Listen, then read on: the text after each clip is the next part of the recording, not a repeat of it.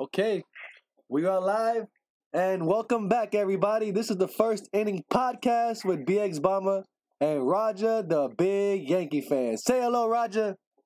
Hey, BX Bomber. Good to talk to you. And I'm back down in West Virginia. I really enjoyed going to the baseball games in September and being with you and your lady friend Giselle. And we had a really good time, and it was very enjoyable. And we have some rainy weather here today, but it's good to be on talking to you again. Yeah, that was a great time, man. When you came up, that was hell of a time. We met Jeff Nelson and the whole nine, man. That was fun. Oh yeah, that was fantastic, and I really enjoyed getting you down onto the main level on the Friday night, September 14th game, and the Yankees had a strong 11-0 win over the Blue Jays for that game. Yeah. And then the Yankees did lose the series to the Blue Jays, but they had a strong comeback on Saturday to make it 8-7, but just came up short, and then lost on Sunday. But it was really enjoyable spending time with you guys. Yeah, man, it was a lot of fun. A lot is going on with the Yankees right now. Didi Gregorius tore cartilage in his wrist when he was sliding home to score the run when the Yankees clinched the playoff position. And it is a very tough loss for the Yankees. They are not sure if Didi has his wrist. Didi will come back before the end of the season. Oh, he said he already announced that himself announced that he will be back to play in regular season, and he said he will not sit out of the wild card game. So he will be there, pain or shine. He gonna be there. Wow. Okay, that's good news. That's good news. And because we need Didi, man. We need Didi, man. He's the guy, man. He absolutely is, no doubt about it. He is one of the spark plugs of the Yankee team. That's for sure. Absolutely, man. And we can't lose that kid. Not in the playoff time. No way, man. No. And otherwise, also there has been a report that the Yankees will be unlikely to meet Zach Britton's demands for a contract. Really? Yeah, why? He is a free agent. Well, the Yankees, the way they have been prudent with their money recently, and they have Chapman as their closer, and they are putting all the cards into Chapman, who's being paid $17.2 million a season for the next 3 years. And Zach Britton has said that he would like to come back and be with the Yankees, and we'll see how things go. Well, but, how much is Zach Britton on the how much is he anyway? How much is he worth, that guy? Well, I don't have the exact numbers, but he would probably want closer type money. $15 million or something a season is probably what he would want. Yeah. And the Yankees are already paying $17.2 million per season for the next 3 years for Chapman. So Britton says he would love to come back. He loves his time in New York, and that would be a top priority for him to be back with the Yankees. But we'll have to see what happens in the off season with negotiations. As of right now, oh man, so he's gonna go somewhere. He's not coming back to the Yankees then. Yeah, we'll have to see how it goes. One of those teams are gonna pick him up, man. Who you think gonna pick him up? Who needs a closer right now next year? Who's gonna need a closer next year? All kinds of teams would. I didn't spend any money, really. The Rays are not a team that likes to spend money. But we'll really just have to play it by ear and see what happens in the offseason with the negotiations with Cashman. But Britton says he would love to come back. This is the upcoming months. We'll really have to see what happens in the upcoming months, with everything. As of right now, we just have to worry about getting the home field advantage in the wild card game. And I have information about tonight's game in St. Petersburg, Florida. The Yankees and the Rays begin a 4-game series Monday night at Tropicana Field, and the first pitch is at 7:10. And preparing for next week's wild card game, the Yankees are shuffling their starting rotation this week and will start reliever Jonathan Holder as their opener on Monday night. By starting Holder, the Yankees are pushing back Luis Severino from Monday to Tuesday, which would line him up to pitch again in Sunday's regular season finale and then Game 1 of a possible American League Division Series against the Boston Red Sox on regular rest, or Game 2 on an extra day rest. For the time being, left-hander Jay Happ is lined up to start the American League wild card game on October 3rd on regular rest, and that's how they have it set up now. Yeah, we was talking about Happ. Remember in the last, I don't know which podcast it was, but we were speaking about who was gonna. Well, now that they said Happ is gonna be the pitcher for the wild card, who did you want to see pitch in the wild card? Well, I would really say Happ is the best bet right now because Severino was starting to feel it again and doing a bit better in his most recent starts. But Happ has been very good. Even though he threw 107 pitches yesterday, that was a crummy loss to the Orioles yesterday, 6-3. But Happ pitched 107 pitches in 5 innings, so he was a little bit off his game yesterday. But he has been their best pitcher over the most recent month or so, and really has been the most reliable pitcher. So I think the Yankees should go with Happ. Yeah, but I have a problem with that because then he's only going to pitch one game against Boston then. I know, that's the problem with being a wild I don't like team. that. You're at a disadvantage. No, man, that's not a good idea. It's not a good idea. Let me tell you, how well has AJ Happ done? J Happ, did I say it? J Happ? J Happ. How well did he do against Boston? Did they smack him around? He's been very good against Boston. I don't have his stats in front of me, but he has been a very decent pitcher. Yeah, I would say that. I would say that. I think the Yankees are wrong by starting him in the wild card. I think he should be the Game 1 starter, and Severino could follow, and whoever else third. But because you got plenty of other guys to look, my whole deal, if I was a manager, now I'm gonna talk as a manager. It might sound crazy to you or anybody else, but as a manager, if I was the manager of the New York Yankees today, I would put. It sounds crazy, Lynn for the wild card. Wow. Why? Because he doesn't get smacked around in the first or second inning or third inning.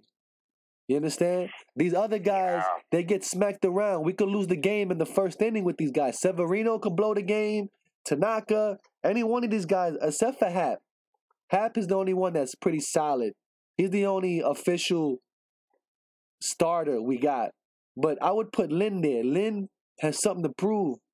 And Lynn, he's been doing all right. He's kind of strong. And if he could give us 3 innings, we can put another guy in 4, 5, and 6, and have the bullpen take over. That's how I would do it. Bullpen day, then, basically, the way the Rays have been doing, and the A's have done a few times where they have a bullpen by committee type day. And the Rays have been fairly successful doing that, using Stanek to open their games. The Rays. Oakland A's pitched a no-hitter against the Yankees with the bullpen. Yes, exactly. That's my problem, that the Yankees do not hit, okay? And Oakland is going to blast them open in the first, second, third inning. You know that's going to happen. Oh, boy. Well, I certainly hope not. You see? We'll see how it goes. So hopefully we get a guy in there that won't blow the game that early. And I think Lynn is, AJ Happ, he's the guy, no doubt. I'm not, I'm just saying, if I'm the manager and I didn't put Happ yet, I will go with Lynn. Why? Because then after I use Lynn for that one game, that's it. He's done. I'm never gonna use him again. And I got my money's worth as a general manager as well. You know what I mean? And also in that wild card game, you could put Lynn and CC Sabathia together. CC could come out of the bullpen for an inning or 2 or 1. You know what I mean? Or whatever. And the bullpen could take it over. I believe the Yankees have a great bullpen, and they shouldn't they shouldn't accept no less than that. They do have a great bullpen. I believe it. I really do. Some of those secondary guys need to be put on ice, though. Guys like A.J. Cole. Oh, it's in the playoffs. 25, right? Yeah, I believe they have 25, yes. So what do you go with? 4 starters? Yeah, I would say have four, and then have your bullpen ready to go. And but really, A.J. Cole, he was terrible yesterday. I don't understand why Boone put him in when the Yankees had a 3-1 lead. He gave it up heavy duty yesterday against the Orioles. And Tommy Kahnle hasn't been very good out of the bullpen either. Tommy Kahnle was good last year, got knocked around yesterday, but A.J. Cole has something like a 10.00 earned run average over the last month. He comes in and gets blasted, knocked around. So I would really only use A.J. Cole if the Yankees were ahead 10-0 or something like that. I would not. A.J. Cole needs to be put on ice. And he's really ineffective for sure. And so anyway, I have tonight's starting lineups if you want to hear them. Yeah, what's the lineups tonight? Okay, leading off for the Yankees is going to be Andrew McCutchen in left field, number 1. Batting second is going to be Aaron Judge, right field. Batting third is going to be Aaron Hicks, center field. Batting fourth is going to be Giancarlo Stanton at DH. Batting fifth is going to be Luke Voigt at first base. And batting sixth is going to be Miguel Andujar at third base. Batting seventh is going to be Gleyber Torres at second base. Batting eighth is going to be Gary Sanchez at catcher. And batting ninth in this game is going to be Adeiny Hechavarria, who is a very good defensive Hechavarria, man. Hey, he's going to take that job from Didi one day. I'm telling you now. Yeah. He's going to take that job. Yeah, Didi. You get. Jonathan Holder is going to be starting the game today. And I have the Rays lineup as well. Oh, yeah, what's it? Are they going to play all their good guys in there?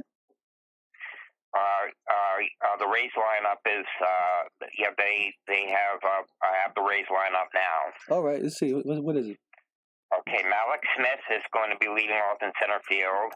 Batting second is going to be Matt Duffy at third base. Batting third is our friend G-Man Choi at DH. Batting fourth is going to be Tommy Pham in left field. Batting fifth is going to be Joey Wendell at shortstop. Batting sixth is going to be Brandon Lowe at second base. Batting seventh is going to be Austin Meadows in right field. Batting eighth is going to be Jake Bowers at first base. And batting ninth is going to be Nick Sufalo. And Diego Castillo is going to be the starter for the right-hand pitcher, starting pitcher for the Rays tonight. So those are the lineups for tonight's game. And the Tampa Bay has been a house of horrors for the Yankees. So I hope they can. They have to stay ahead of Oakland for the wild card number 1 spot. But this is going to be tough playing Tampa Bay and Boston. Yeah, man. Question before I forget about the wild card. Does Bird make the team? Wow, it's hard to say. He's kind of disappeared off the radar. I guess they could keep him on the bench, but he has really disappeared off the radar. Luke Voigt has really come in and taken the Yankees by storm and has become quite a phenomenon with the fans as well. Luke Voigt has really filled in, and the Bird has, batting under 200 and has been a disappointment and injured so often that he's really fallen off the radar. I guess they could bring him as a bench player. Yeah, I don't know. I don't think he's gonna make the team, man. I think Walker is gonna take his place. In my opinion, yeah. They'll probably put Walker there for injury purposes, as like if somebody gets hurt, they got him as a second baseman, outfielder, whatever the case is, And maybe I don't think Hechavarria can make the team. I don't think he's played enough games. to make the playoffs. Well, they would have him as Echeverria. I don't know. When did they pick him up again? In August? I think he came up in August. I don't think he has enough games to make the playoffs, to play in the playoffs. I'll have to double check on that. I'm not sure. I don't know that one for sure. Because I believe there's a certain amount of games you have to play in Major League Baseball to play in the playoffs. Right. So I don't know if he met that or not, but he might have. He played on the Pirates and then on the Rays also this season, so he's been around. Oh, so then he should have it. He should have it then. Yeah, he's been around, and the Yankees picked him up for insurance purposes, and he's not an automatic out either. Echeverria has a decent bat. He bats in the 250s, and he is a defensive whiz, and a very good backup to have now with Didi out, and they can do things as switching around and having Walker play second base and Gleyber Torres play shortstop. They can do those kind of things, or have Echeverria in there. So they can fill in spots, but it's good news to hear that Didi's going to be playing. Yeah, I think in my opinion, Didi, what's today? Today's Monday? Yes. You might see Didi. You'll see Didi back in the Boston game. Wow, that'll be great. That'll be really great. And he was sliding in after that was some hit that Hicks got. Hicks fouled that ball off of his ankle and really went down very hard there in extra innings and was very hurt. And then he lined a shot down the line, and Didi scored from first base, sliding in head first, and that's how he injured himself. But Aaron Hicks really came through with that hit to guarantee the Yankees a playoff spot. That was a outstanding way to end that game. And one of those players from Baltimore broke his knuckle. Oh, really? I didn't hear about that one. Yeah, I seen them drive him out of Yankee Stadium in the ambulance. Oh, wow! I'm sorry to hear that. My goodness. But we have to give the Orioles credit. They sure did play the Yankees tough this year, being a 110-loss team. Yeah, they always do. They did. They played the Yankees tough this year, and Buck Showalter will not be coming back as Orioles manager next year. Really? Why not? Yeah, I'm not sure. They've decided to part ways, though, and Buck Showalter will be moving on. So the Orioles have come full circle. When Buck Showalter joined the team, the Orioles were in disarray and major trouble, and then he built them up, and they made the playoffs several years. And now he's ending with the Orioles in disarray, and going to have a major rebuilding process going. Yeah, I think Showalter doesn't want to stay there because they're rebuilding. Right. He wants to win a championship. I don't blame him. So where do you think Showalter's going to end up? I don't know.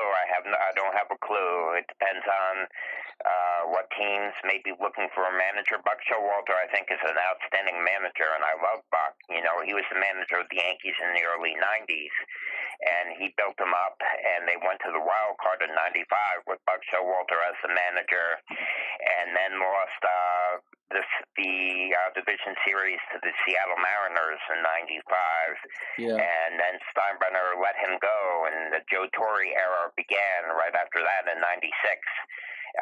Jeter actually came up in 95, during the season, but Jeter's first full year was 96. Right. And that began the Joe Torre era. At the time, I didn't like the idea of letting Buck Showalter go, but then look what it turned into. It turned into the Joe Torre era with the 4 championships in 5 years. Yeah, man, because at the time, Joe Torre was a bum when he came to the Yankees. He was a bum. He was an under 500 manager, basically. He was an under 500 manager. He managed the Braves, he managed the Cardinals, he managed the Mets, and then he came to the Yankees, and I think it was the New York Post or Daily News or something like that had a photograph of him being fired, and the headline was Clueless Joe. Yeah. Clueless Joe. And boy, did he prove everyone wrong, because the Yankees went on a major run, culminating with the 98 season when the Yankees had 125 wins, including the playoffs in 98. Yeah, man. I was at that last game of the season when they won 114. I was there for that one. Wow. Wow, that's great. You've had a lot of great Yankee experiences throughout your fandom. I've been there through every season, man. Every season I have a story, man. I have so many stories I forgot them all. Yeah, exactly. They're all blended in. And remember, me being quite a bit older than you, I go back to the 70s. So I saw the teams of Thurman Munson and Chris Chambliss and Ron Guidry and Catfish Hunter and Reggie Jackson and Roy White and Goose Gossage and Sparky Lyle, all of them through the 70s, and the teams of Mattingly and Winfield in the 80s. So I've gone through all the decades, basically, because I'm an older dude. And there's older guys than me that go back even further than me. But I've been a fan for, you and I are two very big Yankee fans, that's for sure. Yeah, man, I've seen it all, man, from the beginning of Jeter till now, man. I've seen it all the way from Mattingly, all the way. I started from Mattingly. That's where I started. I started from Mattingly all the way up, 92, all of that. Yeah. You know? Yeah, that's a long time. You know who was my favorite baseball player as a kid? Who was that? Steve Balboni. Oh, yeah, Balboni. He was my player back in the first baseman. Steve Balboni. Yeah. And Steve Sachs. Remember that? Steve Sachs? Oh, yeah. Yes. Those Steve guys. Sachs. Yeah, those when the Yankees were fun, man. Back in them days, you know? They sucked, though, but they were good. I remember I had a terrible year. I was rooting for the Yankees in 1990, and they went 67 wins and 95 losses that year. What a terrible year. They had some terrible years from 89 to 91, and then Buck Showalter came in and the rebuilding process started. They got Bob Watson. Well, first they had Stick Michael, who did a lot of drafting and everything. Gene Michael did a lot of drafting as general manager, and then Bob Watson came in as general manager after that with Joe Torre, and then they built up into the dynasty years. Yeah, man. Good thing to Gene Stick Michaels, man. He's the one that created that whole thing, man. That's the guy, you know? Exactly. It was him and Buck Showalter that got things going in the early 90s. You know what? I would like to see Showalter on the Mets. Wow, that would be cool. That would be cool. I think he could turn around the Mets, man. He could do it, I think. He's very good at turning teams around.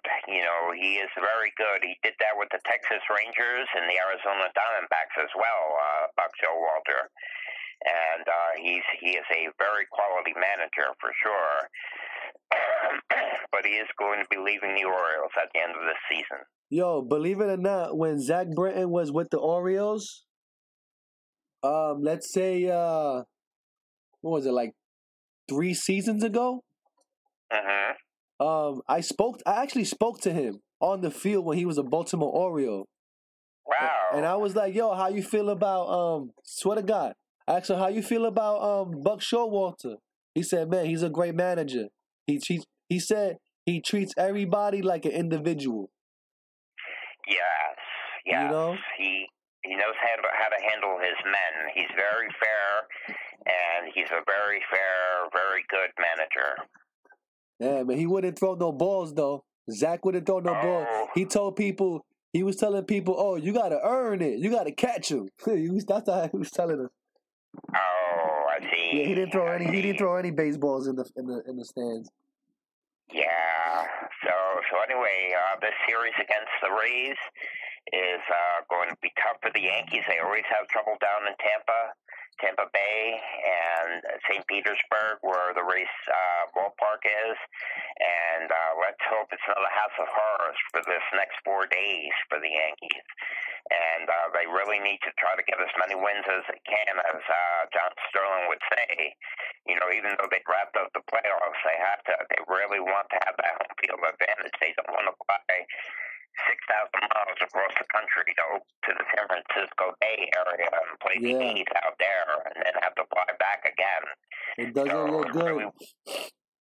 It would behoove them to win the many games as they can and have home field advantage for the wild card game. So we play Tampa Bay and Boston. Who does Oakland play for the last game? Oh wow! Let me check. Hold on. Let me pull it up. Okay, you pull it up. Yeah, I got it. Hold on, let me pull it up. I'll tell you right now. Oakland A's, right? Yeah, I think they have a week of schedule. Okay. They got Seattle and Los Angeles right now. They got 6 games Dodgers left. or the Angels? Los Angeles Angels. Yeah, I see.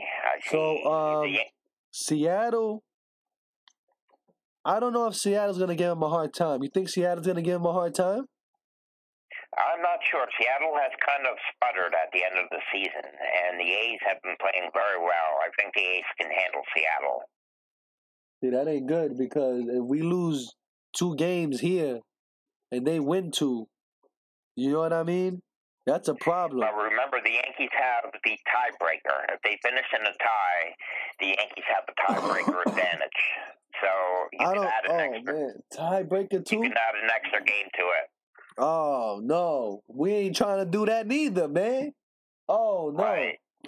No, what I'm saying is if the A's and the Yankees finish with identical records, the Yankees would have home field advantage because they have the tiebreaker. Got you. That's what I'm saying. They would have the advantage. If they finish with identical records, the Yankees have the tiebreaker advantage and would have the home field. So you could basically add, an extra game to what the standings are really with that tiebreaker. Right. So man, you think Los Angeles will give them a hard time? Anaheim will give them a hard time? Well, the Angels have some good players, and it really is a case of if they're going to play like this is their World Series or not, because they're out of it now. So, but a lot of these teams will play tough, for the quality of the game to do their job, to play as spoilers, and so we'll see how the Angels play. And what the hell happened to Albert Pujols? Oh, well, Pujols is just getting older now, and he's still, I'm not sure how many more years he has on his contract, but Pujols is becoming an older player now. He's been around a long time, and Mike Trout is still a wonderful player, that's for sure. Well, they say this is his last year as an Angel. This is his 6 years is up, right? It's 6 years, right? Have the Angels decided that they're going to re-sign him? I think he's gonna get his feet wet first, and then see what happens. Yeah, he might be on a different team next year. He's not gonna be an Angel next year. I can pretty much guarantee that. Yeah, he's gonna. Imagine if he went back to the Cardinals. Oh wow! Yeah. That would be something for sure. Or maybe he wants to stay in the American League. Yeah, I think he probably would want to because that has the designated hitter, and at this point, at his age, he's more suited to be a designated hitter than a play in the field guy at this point. I mean, if you put him on any team right now, it's gonna give them steroids. Like, imagine if Mike Trout was on Boston right now. You know what I mean? Oh yeah, that's They have theirs with J.D. Martinez, who could very well win the Triple Crown. J.D. Martinez has been amazing. J.D. Martinez and Mookie Betts have been amazing. Oh man, that player Mookie Betts. He has to get MVP award, man. They have to give that kid the MVP award, man. I'm sorry, they have to. That kid is awesome. J.D. Martinez is right there with him now. That's the whole deal. J.D. Martinez. I have the standings in front of me. The Red Sox are now at 105 wins and 51 losses. The Yankees are at 95 wins and 60 losses. Tampa Bay is doing really well at 87 wins and 68 losses. Toronto is 71 wins and 85 losses. And the poor Orioles are 45 wins and 110 losses in our division. And the Angels out in the American League West are 75 wins and 81 losses right now. So they're playing below 500, and they're 23 and a half games out of first. So the most they could do playing against the Athletics is try to be spoilers. Yeah. I was going to say against Boston, right? I mean, not Boston, Baltimore. How many pitchers lost more than 20 games. That has to be a record, right? Can it be a record? Yeah, the most 20-game losses? I don't know. Can you pull up the Orioles stats? Yeah, let me try. I don't know. Check their pitching staff and see what the records are. I know all those Oriole pitchers basically have earned run averages under over 5. You know, they have a lot of guys with earned run averages over 5. And that is heavy duty there. Let me see. I'm going to the Baltimore site now. Yeah, I got. Let me see. Bundy has 8 wins and Cobb has 5. Guzman has 5. But I'm trying. It doesn't give me losses though. Let me see here what I have. Let's see what I can find here. Strikeouts. Let me see. Let me see here. Pitching. Let's see what the Orioles stats are. 4-2. Bundy is let's see, 8-15. That's close. Right. Cobb is 5-15. That's close. Let's see. Right. Guzman. He's 10-10. That's not bad, actually. That's not a bad record on the Orioles. Yeah, it's pretty good. This guy's 4-15. Andrew Cashner. Yeah, Cashman is, he's considered one of their better pitchers, too, and he's 4-15. Gausman is 5 wins and 8 losses with a 4.43 earned run average. Let's see here. Doesn't look like they have any 20-game losers. No, that would have been something, though, right? Yeah, my goodness. They've used so many pitchers, though. Holy cow, they've used 28 pitchers this year. Unbelievable. 28 pitchers they've used this year. Wow. And they have been pretty rough for sure. And so the poor Orioles have a lot of rebuilding that they have to do, no doubt about it. Yeah, that's always a good team, man. They're always strong, man. They always, since the 90s, they've been tough. You know that? Exactly. Baltimore. Since they bought that new stadium, they've been really tough, man. And now it's like, 15 years later? And now they're kind of declining. Camden Yards has been around 25 years now, since 1992. Well, there you go. 25 years later, it's kind of declining now. You know? Yeah, exactly. They did a whole renovation of the Inner Harbor in Baltimore, and really did a lot of rebuilding in the Inner Harbor when they built that stadium. You know? I mean, let me tell you, man, it's really not a nice place to go. I love Baltimore; it's a beautiful place, but it's not. It's like it's too dingy for me, man. You know, it's like 125th Street in Harlem is more better than that in Baltimore, man. I see. Yeah, man, that's not good, man. They have to start cleaning. I don't know what they got to do over there, but it doesn't feel safe to even walk around. That's why they have no tourism going on over there. You know, nobody wants to walk around. Nobody wants to spend money. So the only people that are supporting Baltimore games is the Yankee fans, because they come. I know. When the Yankees come in, they call it Yankee Stadium South because so many people will invade. I know. So I mean, other than that, they're looking like the Mets over there with nobody in the stadium. You know? So they gotta fix that area. Yeah, well, we do know about the whole situation with this country and the urban plight and how investment has to be made back in the inner cities. And Baltimore is a socioeconomically hard-hit city, no doubt about it, Baltimore. And but the poor Orioles have a lot of rebuilding that they have to do. I do have the run totals. The Boston Red Sox have scored 827 runs as a team. Holy cow.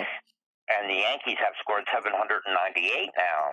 So even though they've been inconsistent and have periods when they've been shut down, they're second in the majors in run scoring. The Yankees. Well, they did break the record for the most players with 20 home runs or more. They broke that record, right? The franchise record. Well, I know they broke the record for players with double-digit home runs, 10 or more. Oh, 10 or more. They didn't do the 20 yet? I don't know about that yet, but The Yankees have 251 home runs as a team now, and lead the majors by quite a bit. They lead the majors. They have, let's see here, the Yankees have 251 home runs, and second to the Yankees in home runs is the Los Angeles Dodgers with 225. And third is the Oakland Athletics with 214 homers. The A's have 214 themselves. Wow. And the Blue Jays hit 209.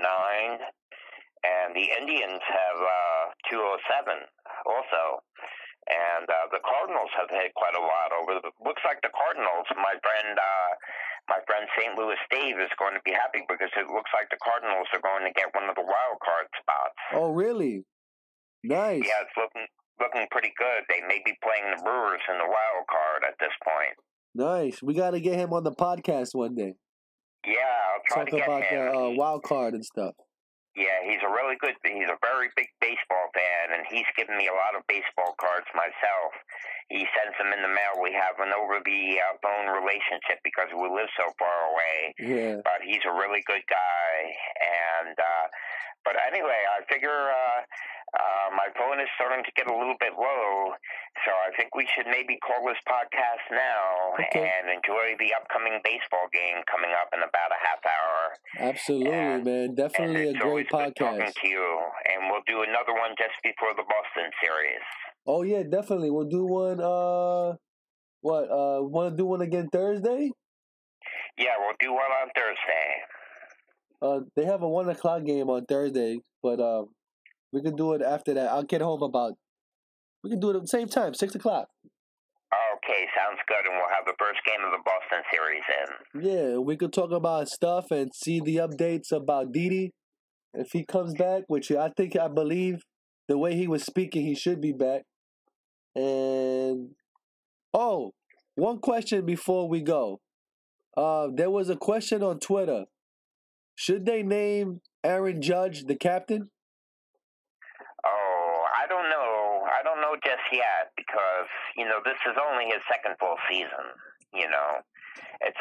I know he is the face of the franchise and he is a star, but I don't know if I would name him captain just yet. If anything, I think the de facto captain is Brett Gardner, being a veteran player, a 10-year veteran, the most tenured Yankee, and a real role model to the young players.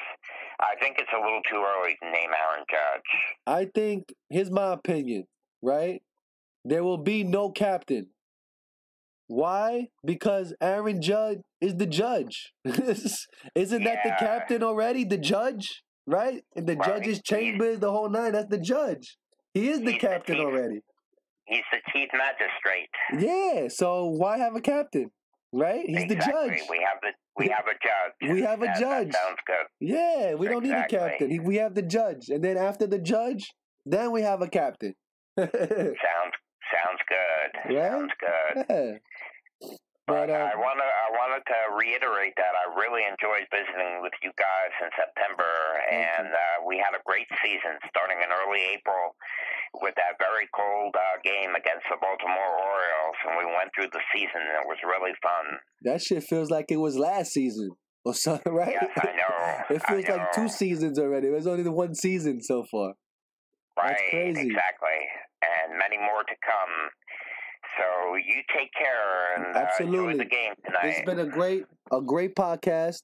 Like, share, subscribe, and we'll see you folks on the next one.